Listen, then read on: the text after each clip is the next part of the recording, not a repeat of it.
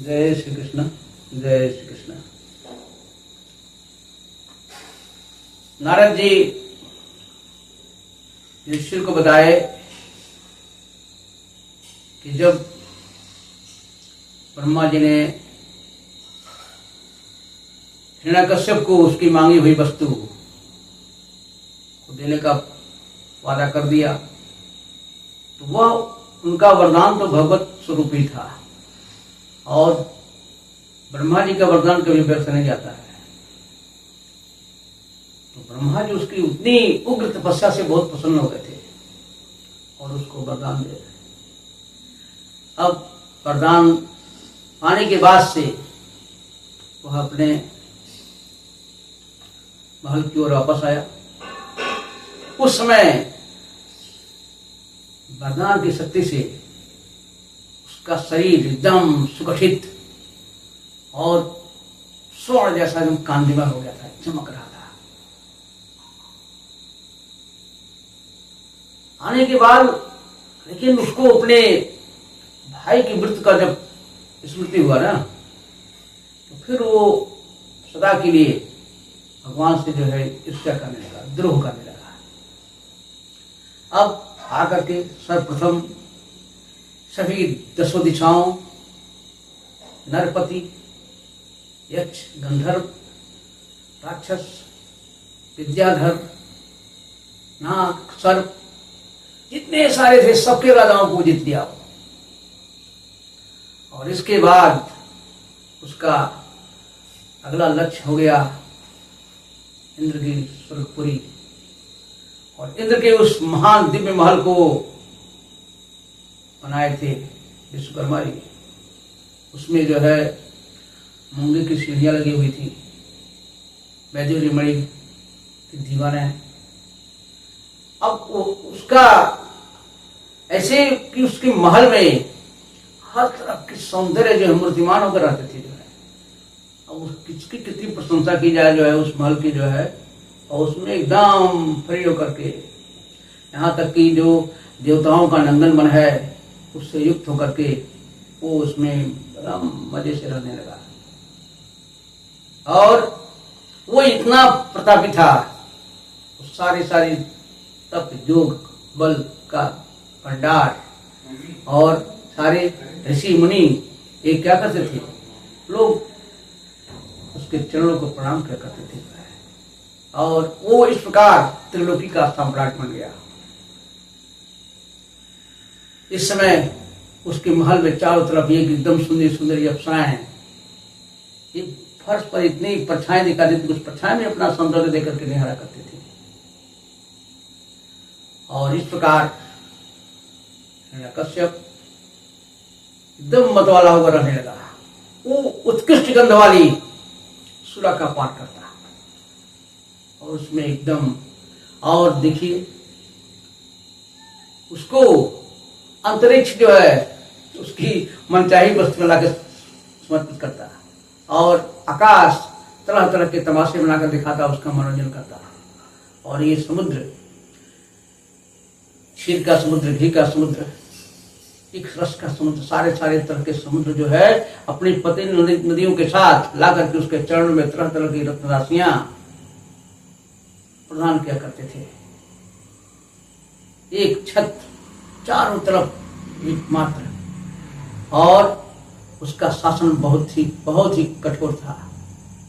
अरे युधिष्ठिर, तुम आदि और मैं, बहुत सारे ऋषि भी उसकी जो है गुणगान किया करते थे जो है। ऐसा समय आ गया था उसका।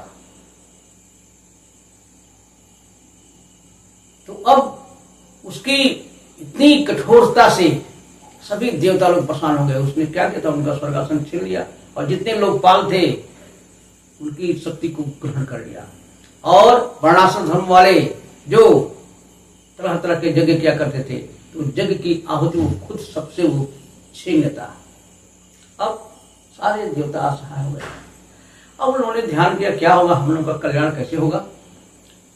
ये सारे देवता लोग जो है उस महानारायण भगवान विष्णु का ध्यान किए और एकदम अपने हृदय की ग्लानि को, हृदय की व्यथा को बताते भगवान से प्रार्थना करने लगे।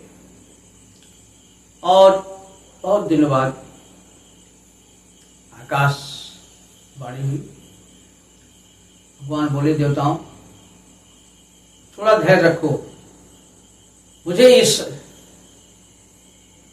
दुष्ट दैत्य की हरकत तुझ हमको पता है, लेकिन कुछ आपको समय का इंतजार करना पड़ेगा।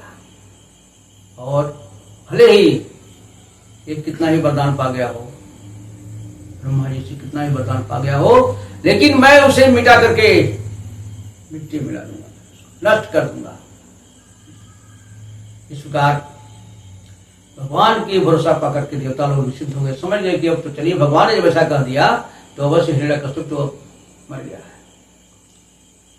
और बोले, देखो वो जब अपने संत इतने अच्छे बालक से जब वो द्रोह करने लगेगा तो ये समझ लीजिए कि जो भी व्यक्ति देवता, ब्राह्मण, गाय, पेट और संत लोगों से द्रोह करता है तो उसका तो नाश एकदम से निश्चित है। तो थोड़ा इंतजार करिए, जब उसके पाप और बढ़ जाने दीजिए। तो युधिष्ठिर जी के मन में हुआ, नारद जी अच्छा हमारे मन में है कि आखिर तो वो जो सबके हितैषी थे, तो क्यों वो जो है अपने पुत्र से ही जो है ऐसा द्रोह करने लगा। अरे कोई बेटा कोई गलती करता है तो माता पिता डांट देते हैं, लेकिन ये तो जो है उसको जान से मार देंगे। इसके विषय में हमको थोड़ा जानने की इच्छा है, तो थोड़ा हमारा समाधान करिए। कहे ठीक है बताता हूं। उसके 4 पुत्र थे, चारों बहुत दिव्य थे। ये प्रहलाद तो सबसे छोटे थे, लेकिन गुरु में जो है सर्वाधिक सबसे अधिक थे। वो संत सेवी थे, ब्राह्मणों को देवताओं के बराबर मानते थे, और जो बराबर उम्र वाले होते थे उनके साथ वो भाई का व्यवहार करते थे, और गरीबों के प्रति वो पिता के समान व्यवहार करते थे। और उनके मन में ये था, विश्व के जितने भी प्राणी हैं सबको, सभी प्राणियों को अपनी आत्मा के समान ही मान करते थे, उनको जो है अपने समान ही व्यवहार करते थे। और वो लोक परलोक के सभी विषयों को तो जानते थे, लेकिन उनका उनमें कोई लगाव नहीं था। जानते थे कि क्षणभंगुर नश्वर हैं, और इसलिए वो संसार में किसी भी विषय वस्तु की कोई वो कामना नहीं करते थे। और हर हमेशा बस भगवान नारायण श्री कृष्ण का, वासुदेव का ध्यान करना उनका यही कर्तव्य था। और वो बचपन में ही कभी खेल को छोड़ करके एकदम वो ध्यान में बैठ जाते। ऐसा लगता था जैसे वो सोच रहे भगवान हम लोगों को आकर के हमारा आलिंगन कर रहे हैं, एकदम ध्यान मग्न हो जाते। कभी कभी ऐसा लगता कि भगवान उनको छोड़कर चले गए हैं, तो फिर लगे रोने लगते जो है। और कभी भगवान के ध्यान मगन में ऐसा होता कि भगवान ऐसी लीला करते वैसी लीला करते, तो खुद भी जो है वो लगते नाचने, भगवान की लीलाएं करने लगते। और कभी रोने कभी हंसने, हर हमेशा एक ही ध्यान था उनका, बस सिर्फ नारायण में। और यही जब हिरण्यकश्यप को पता चला कि ऐसा ऐसा है, तो भरसक में उसने समझाने का प्रयास किया। और इस कथा को पुनः जो है अगले वीडियो कहीं जय